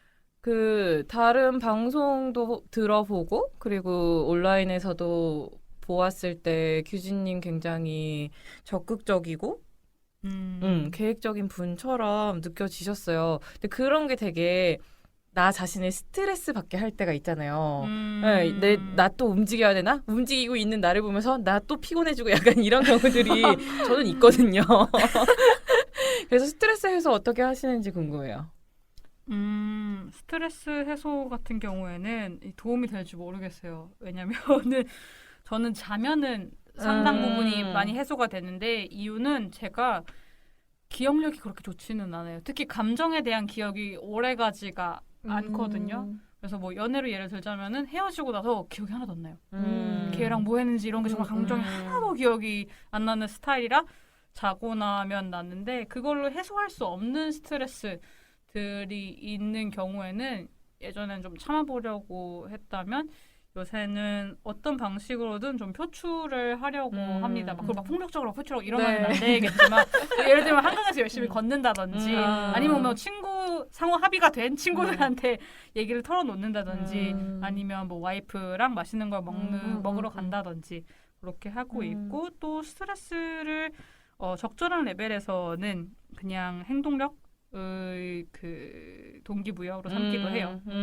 예를 들면 요즘 너무 화나는 일들이 많잖아요. 요즘 그렇죠. 너무 화나는 일들이 많아서 그거를 으악 동기 삼아가지고 뭐 열심히 후원을 한다든지 뭐 민원을 넣는다든지 이런 식으로 좀 돌려보려고 하고 있습니다. 뭐가 나를 되게 힘들게 할 때는 할 수 있는 걸 하는 게 어떨 때는 또 해결책이기도 한 것 같아요. 맞아요.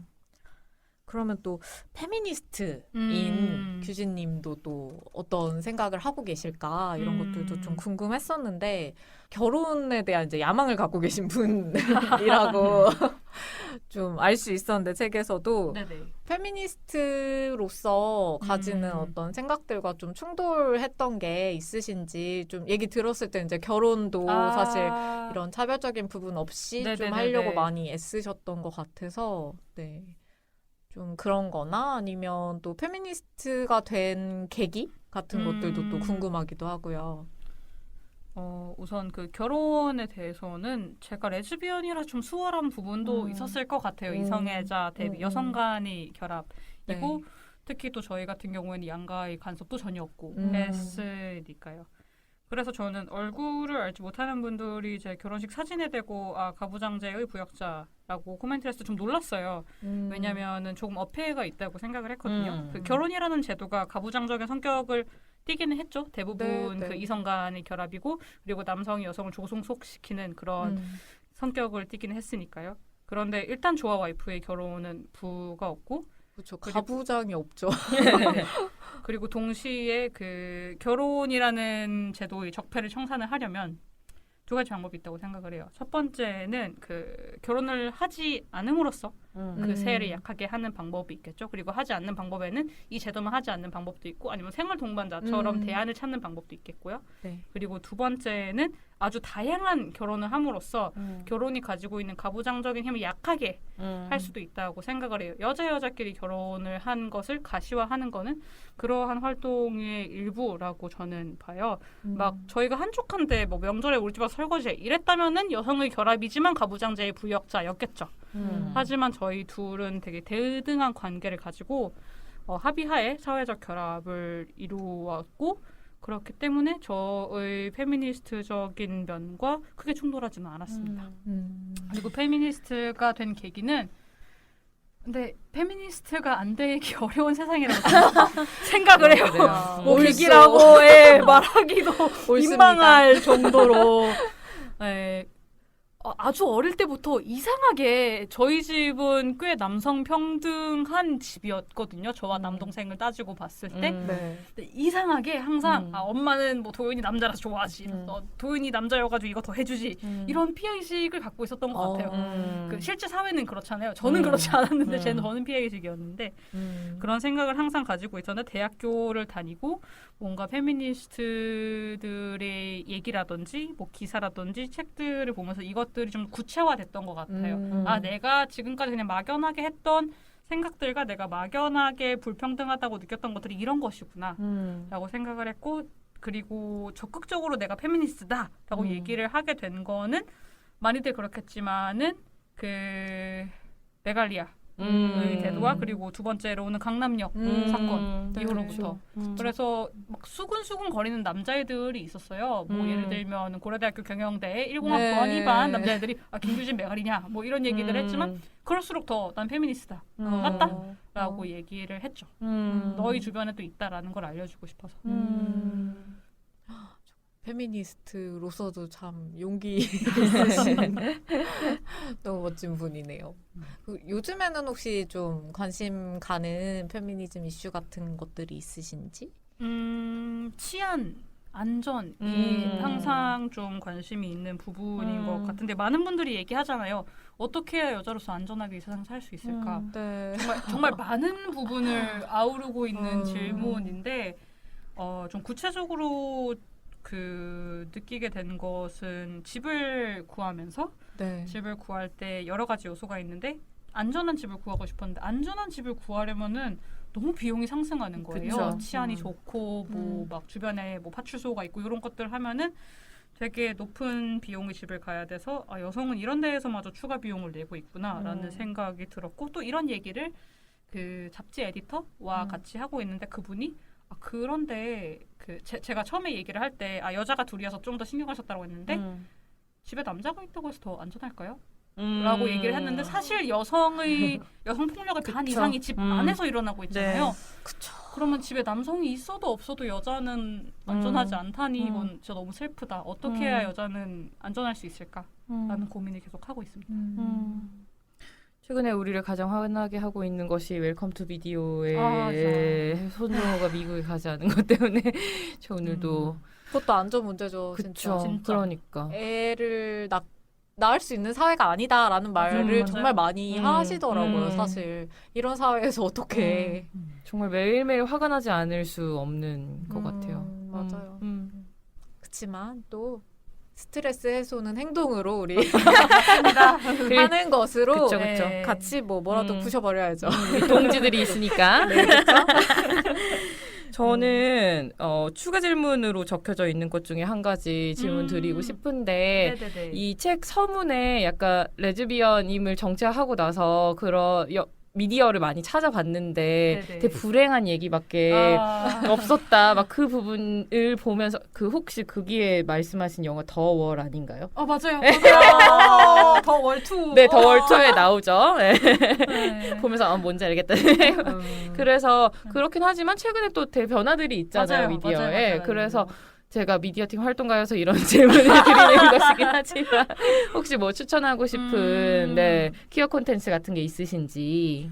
사실 미국 쪽 퀴어 콘텐츠는 굉장히 빠르게 좀 변해가지고 다양성을 많이 갖추고 있는 것 같은데 저는 특히나 한국 쪽에서 다양한 콘텐츠가 나오면 좋겠다라는 생각을 많이 했는데 예전에 비해서 정말 많이 다양해진 것 같아요. 제가 추천하고 싶은 것은 그녀의 심청이라는 웹툰인데요. 무려 심청이가 마님과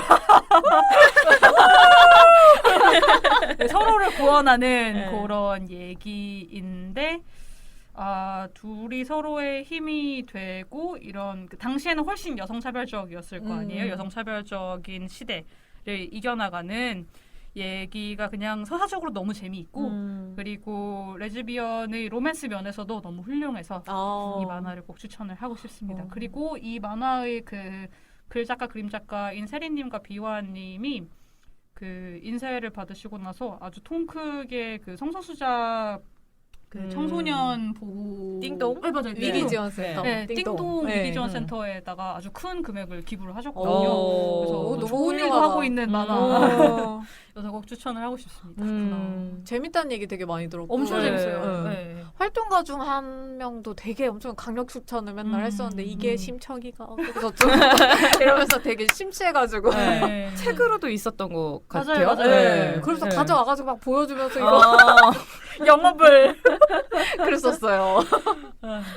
이거 저희 분기별로 페미니스트들이 약간 호응하는 콘텐츠 추천 같은 거 받고 있는 거 있거든요. 거기도 추천이 들어왔었어요. 맞아요. 네, 말씀해 주시니까 되게 반가웠네요. 저도 꼭 보고 싶어요. 그 책을 꼭 사서 볼게요. 그렇죠. 돈으로 지지하고 그치. 응원해야지.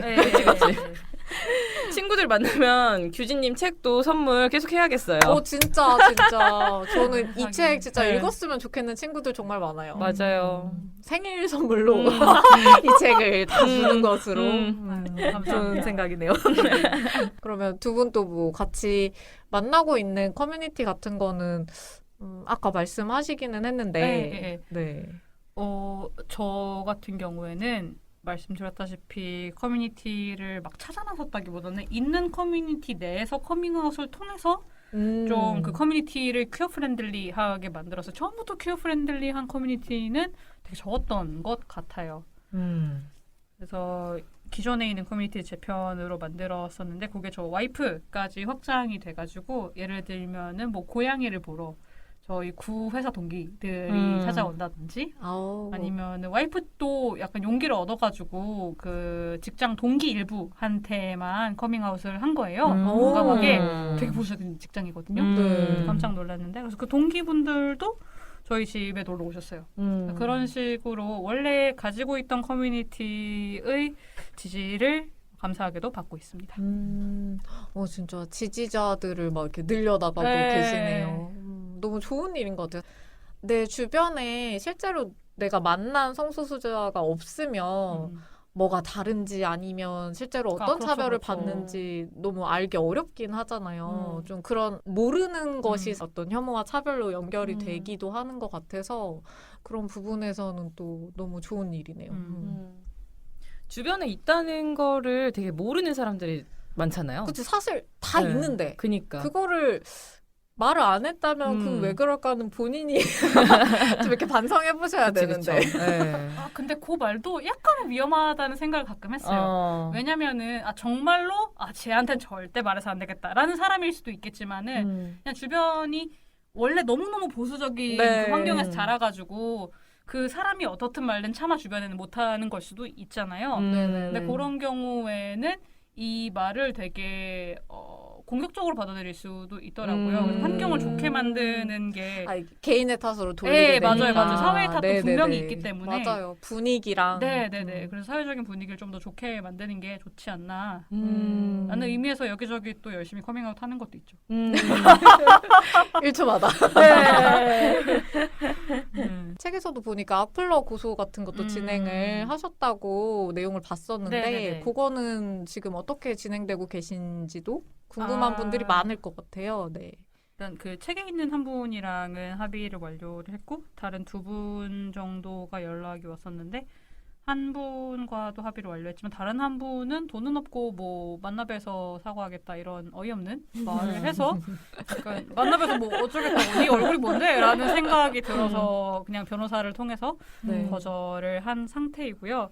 이게 생각보다 엄청 오래 걸리는 그쵸. 절차더라고요. 이미 거의 1년이 됐는데 음. 사실은 이렇게까지는 걸리지 않는다고 해요. 코로나 때문에 중간에 아, 그 경찰 그쵸. 업무가 좀 네. 마비돼서 그랬던 면이 있는데 그래도 적어도 6개월 정도는 걸리는 프로세스이고 다행히 제가 직접 파출소에 가거나 그 범죄자들의 얼굴을 보는 일은 없었어요. 그래서 그런 부분들이 두렵다라고 하시면은 그런 부분들은 충분히 변호사와의 그 논의를 통해서 방지할 수 있다라는 말씀을 드리고 싶고 그리고 또 최근에 2차 고소를 네. 한탕 크게 했답니다. 그 스브스 뉴스에 나왔을 때 스브스 블로그에 한 댓글이 3,800개가 아이고. 달렸는데 네. 그 뉴스 댓글은 필터링이 되는데 블로그는 아. 포털 측에서 운영하는 게 아니다 보니까 네, 필터링이 네. 안 되는 거예요. 그래서 한 반 정도가 악플이어서 고소를 또 진행을 했습니다. 역시 이것을 좀 꿀팁을 모아서 역시 블로그에 써야겠어요. 네. 안 좋은 댓글 보면 네. 되게 힘이 많이 빠지고 좀 화도 나고 그러실 것 같기도 해요. 그치만 좀 그래도 규진님의 이런 사례들로 네네. 인해서 되게 힘을 받고 좀 위로를 받는 사람들이 훨씬 더 많고 그런 사람들을 또 더 기억해 주시면 좋지 않을까 그런 생각이 들기도 해요. 워낙 이제 사실 내가 하고 있는 것들에 대해서 잘 알지도 못하는 사람들 이렇게 막 엉망으로 욕을 해놓으면 너무 좀 힘들기도 하잖아요. 근데 이제 1차원적인 댓글들은 그냥 음. 그래 고소할게 라는 생각이 들어요. 근데 이것도 저 역시 그 고소를 할 수 있는 여건이 되기 때문이라는 생각이 들면서 아닌 사람들은 어떻게 견디고 있을까라는 생각도 들죠. 그쵸. 변호사 선임이나 이런 네. 게 누구에게나 가능한 건 아니니까. 돈도 그렇지만 시간도 정말 많이 맞아요. 들잖아요. 네. 신경도 써야 되고 그래서 더 열심히 고소를 해서 이 사람들이 내가 이런 말을 하면은 잡혀가는구나라는 생각을 하게 해야겠다 생각하고 있습니다.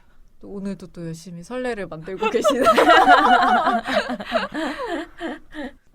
다시 광고 하나 듣고 갈 텐데요.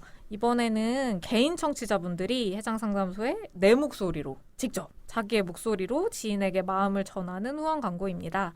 광고 이용을 원하는 개인 청취자분이 계시면은 거침없는 해장상담소 메일로 문의를 해주시면 되는데요. 한자 한자 읽어드리면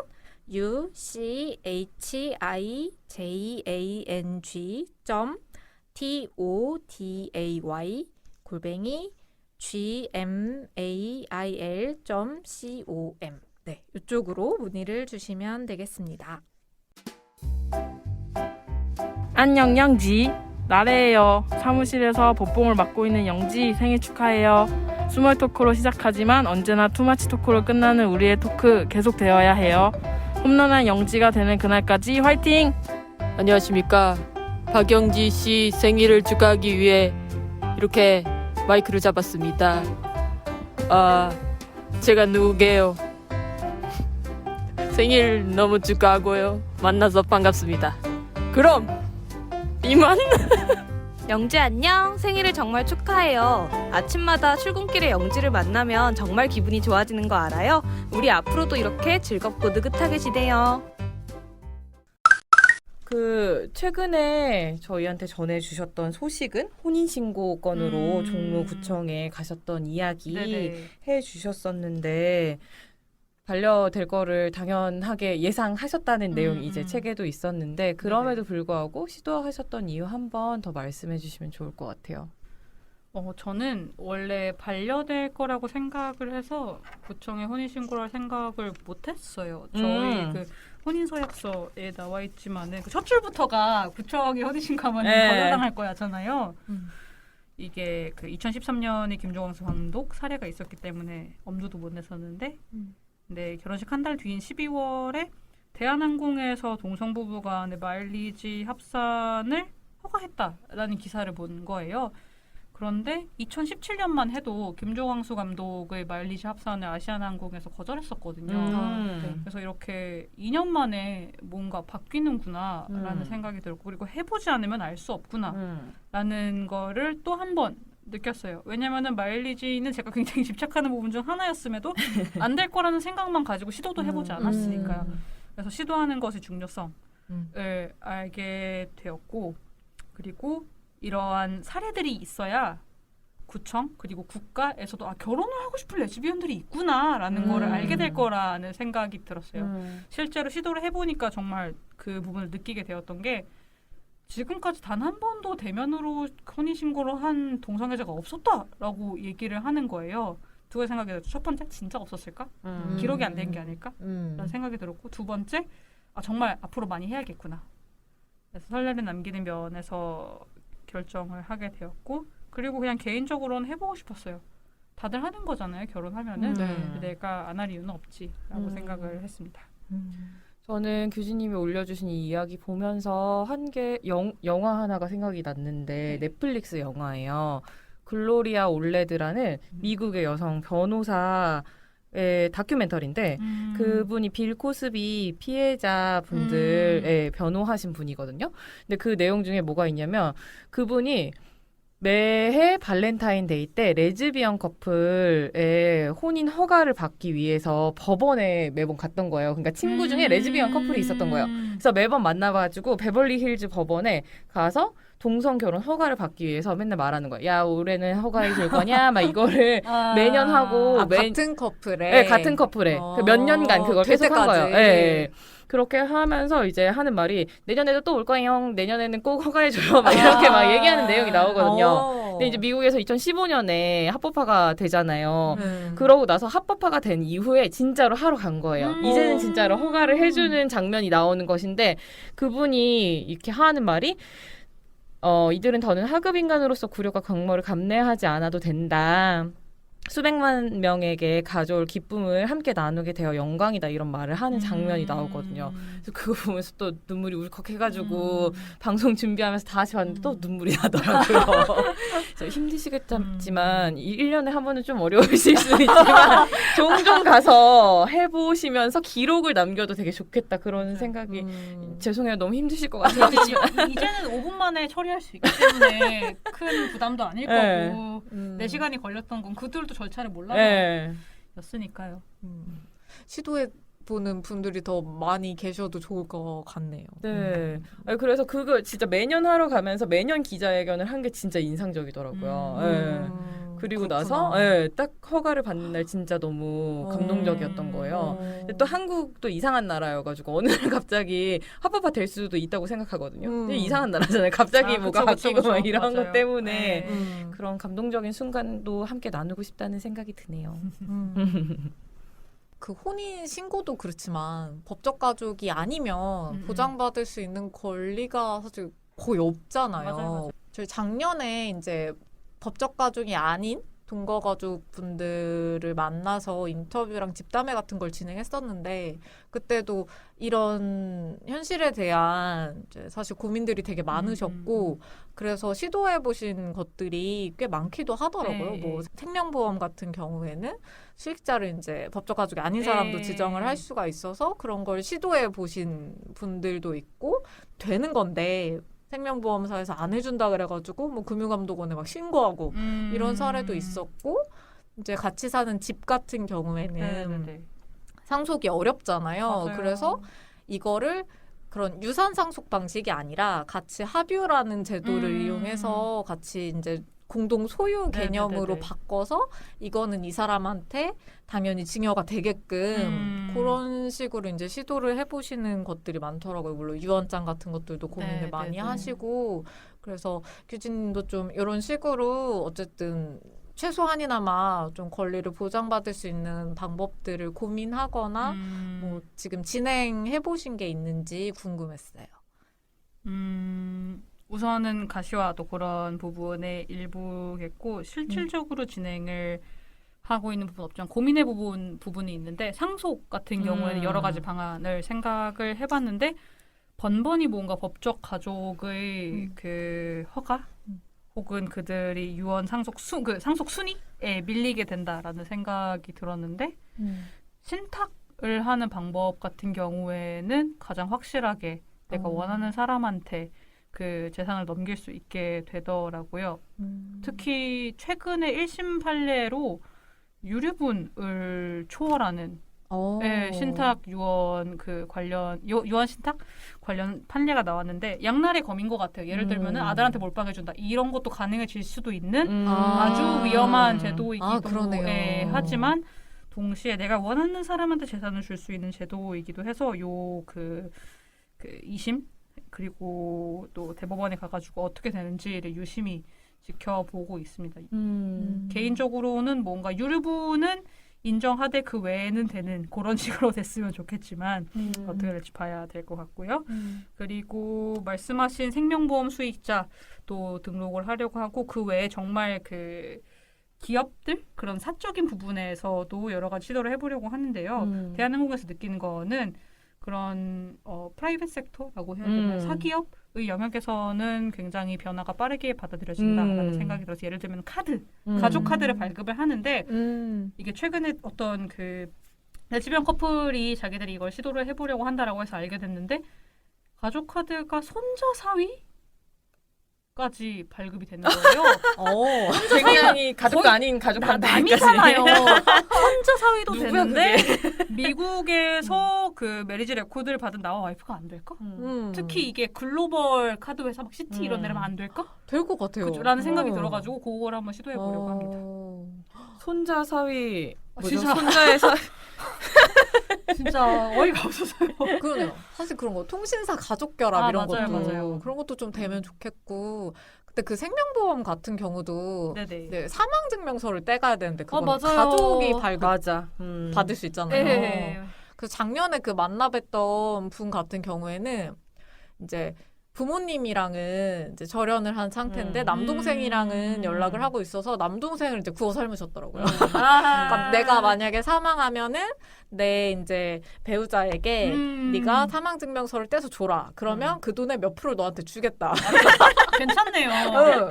그런 식으로 이제 남동생을 꼬셔가지고 미리 이제 이렇게 약속을 받아놨더라고요. 좀 그런 방법도 가능할 것 같아요. 전 남동생한테 누나는 반반이면 괜찮아. 그러니까 날 그 지지해줘. 내가 마땅히 더 받아야 되죠? 반반으로 내가 해줄게. 라고 회유를 하고 있죠. 네. 그런 회유도 이제 법이 바뀌기 전까지는 좀 네. 중요한 것 같아요. 네. 그리고 사실 차별금지법 얘기하지 않을 수 없죠. 네, 그렇죠, 최근에 다시 이슈가 되고 있잖아요. 네네네. 그리고 규진님도 기자회견에서 발언을 하셨는데 네네.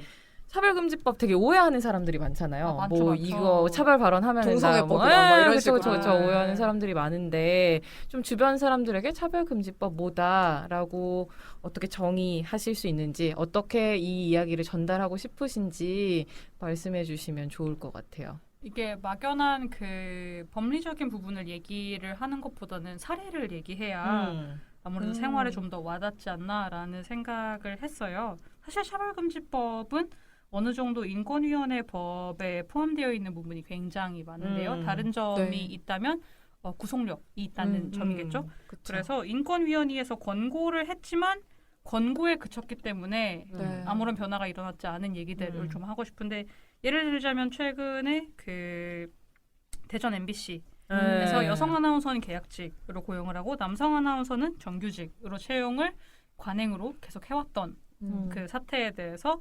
인권위원회는 시정을 해라라고 네.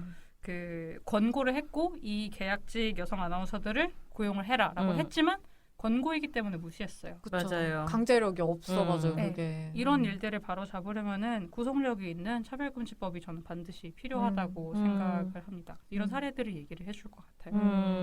네, 맞아요. 사실 이게 막 개인을 처벌한다 이런 식으로 네. 이해를 많이 하시는 것 같은데 그런 거라기보다는 이런 어쨌든 뭔가 노동, 공적인, 네, 사실 뭐 방송에서 만약에 막 차별을 하는 얘기를 네. 한다든지 뭐 아니면은 이런 노동권에 있어서 네네네네. 침해하는 부분들이나 아니면 실제로 우리가 뭐 공공 서비스 같은 거 맞습니다, 만약에 맞습니다. 동사무소 같은 네, 데서 네, 네. 이렇게 뭔가 너는 성소수자니까 이거 안 돼 이런 식으로 네, 했을 때 그런 부분에서의 차별을 해소하는 네. 그래서 조금 더 평등하게 만드는 그런 법인데 좀 그런 이해를 잘 이제 못하고 계신 분들이 많은 것 같긴 해요. 더 열심히 알려야죠.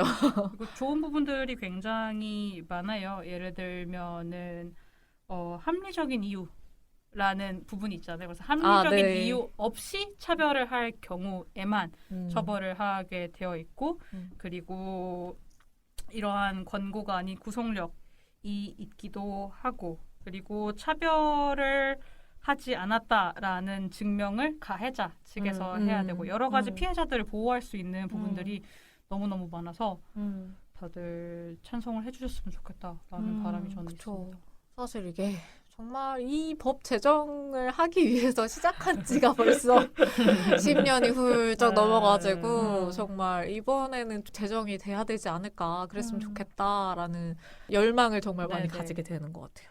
네.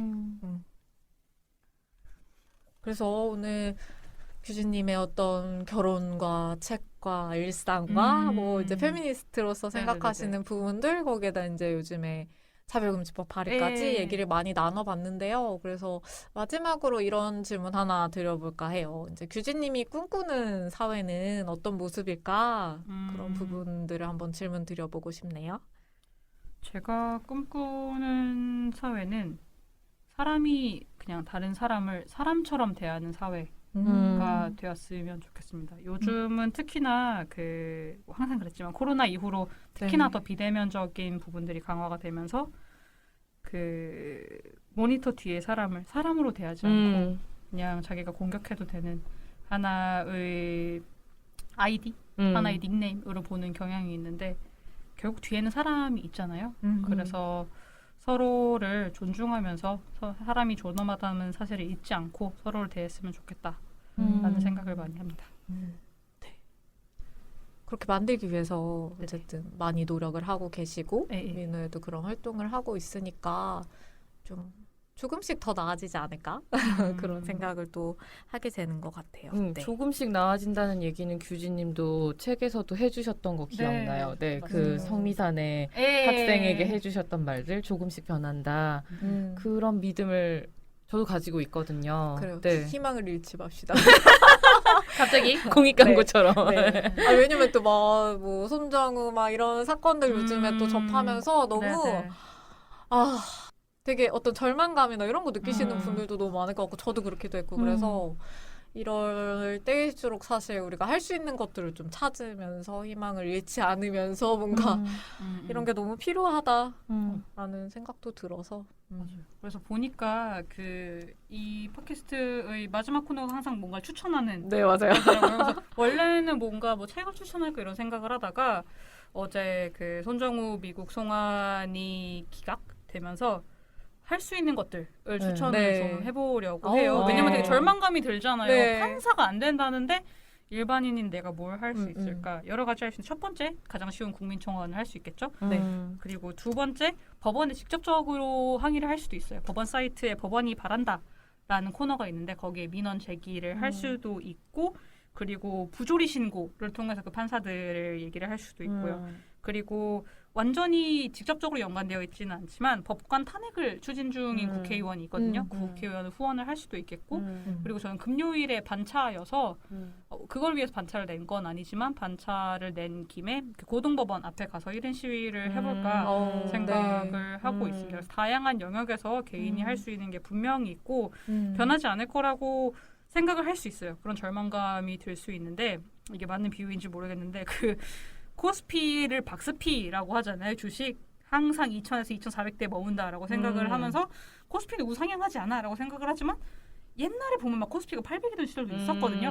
분명히 우상향을 해요. 사회는 분명히 우상향인 방향으로 나아지고 있다고 저는 믿고 있고 지금은 하나하나의 사건에 절망을 할 수 있겠지만 이게 당사자니까 얘기할 수 있는 말이지만 하루 이틀도 아니고 할 수 있는 걸 하나하나 해나가자라고 스스로에게도 얘기를 해주고 싶습니다. 네. 좋네요. 너무 좋은 해장픽 꿀팁이네요. 네.